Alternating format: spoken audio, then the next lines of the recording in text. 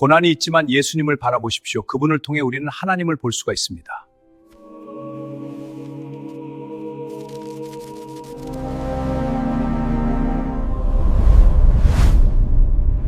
나오는 딱 몇 구절이 우리가 세상을 보는 방식을 완전히 바꿔놓을 수 있다면 어떨 것 같으세요? 오늘은 바로 그런 구절, 골로새서에 나오는 그리스도의 으뜸 되심에 대한 이야기를 좀 깊게 파고들어 볼까 합니다.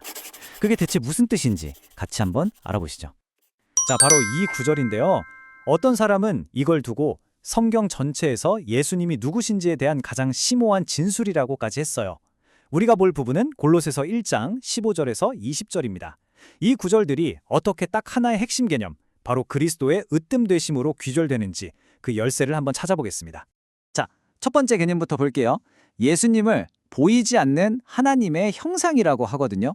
이게 그냥 뭐 닮았다? 이런 뜻일까요? 아니면 뭔가 더 깊은 의미가 있는 걸까요?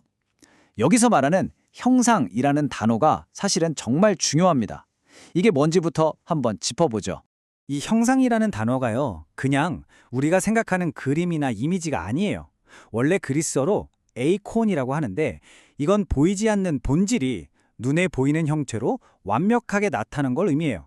그러니까 예수님은 눈에 보이지 않는 하나님을 우리가 직접 보고 또 이해할 수 있게끔 완벽하게 보여주시는 분이다. 바로 그 뜻인 거죠. 이게 정말 중요한 포인트예요. 예수님은 뭐 하나님의 축소판이나 희미한 복사본 이런 게 아니라는 겁니다. 오히려 그분의 본질과 성품을 정말이지 조금의 오차도 없이 완벽하게 드러내시는 분이라는 거죠. 그래서 우리가 비로소 하나님 아버지를 알 수 있게 되었다. 바로 이걸 강조하는 거예요. 자, 그럼 두 번째 개념으로 넘어가 볼까요? 여기서부터가 좀 헷갈릴 수 있는 부분이에요. 많은 분들이 오해하는 표현이 딱 나오거든요. 바로 예수님을 모든 피조물보다 먼저 나시니 라고 부르는 구절인데 이게 역사적으로도 논란이 좀 있었어요. 아니, 먼저 나셨다고 하니까 당연히 가장 먼저 창조되었다는 뜻 아닌가? 이렇게 생각할 수 있죠. 충분히 그럴 수 있습니다. 그런데 성경 전체의 맥락이랑 당시 문화에서 이 단어를 어떻게 썼는지를 꼼꼼히 뜯어보면요. 와, 이게 전혀 다른 의미라는 걸 알게 됩니다. 그 핵심이 뭔지 한번 보시죠. 여기서 말하는 먼저 나신 이, 그러니까 장자라는 말은요, 우리가 생각하는 출생 순서, 첫째 아들, 이런 개념이 아니에요. 이건 모든 존재 위에 있는 최고의 지위와 권위를 나타내는 일종의 칭호입니다. 시간 순서가 아니라 누가 가장 높은가, 서열에 대한 이야기인 거죠. 이게 무슨 말인지 딱 와닿게 하는 예시가 구약에 있어요. 다윗 왕, 다들 아시죠? 사실 다윗은 형제들 중에 막내였거든요. 그런데 하나님이 다윗을 장자라고 부르세요. 왜냐? 왕으로서 그 지위가 탁월했기 때문이죠. 보세요. 출생 순서랑은 전혀 상관이 없죠.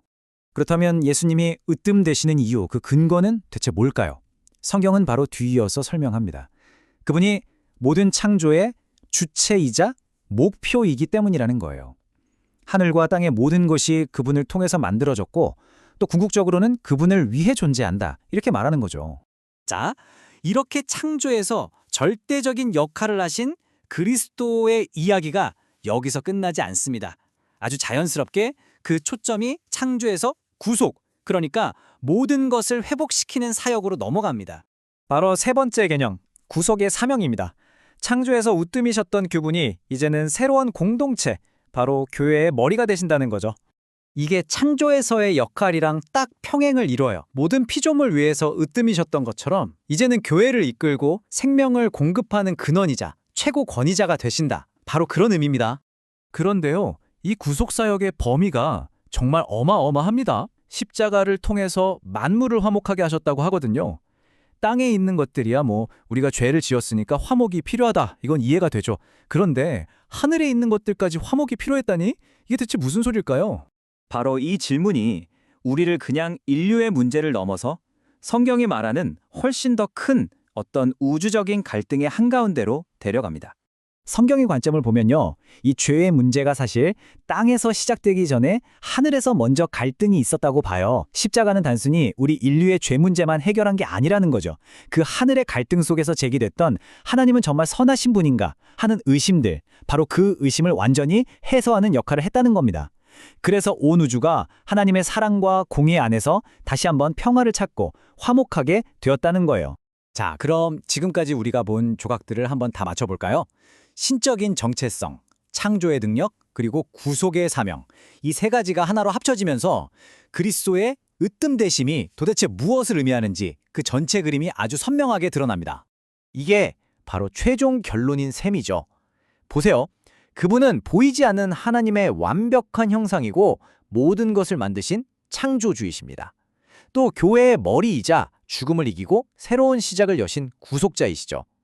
이 모든 이유들이 하나하나 층층이 쌓여서 그분이 왜 모든 것 위에 궁극적인 으뜸이 되실 수밖에 없는지를 보여주는 겁니다.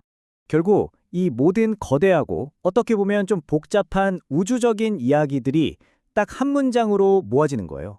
바로 친히 만물의 으뜸이 되려 하심이라. 이 강력한 결론으로 말이죠. 이렇게 짧은 몇 구절 안에 이토록 깊고 방대한 의미가 담겨 있다면 우리가 아직 발견하지 못한 진실은 또 얼마나 많을까요? 오늘 우리가 함께 살펴본 내용은 어쩌면 성경이라는 거대한 세계를 탐험하는 아주 작은 시작점에 불과할지도 모릅니다.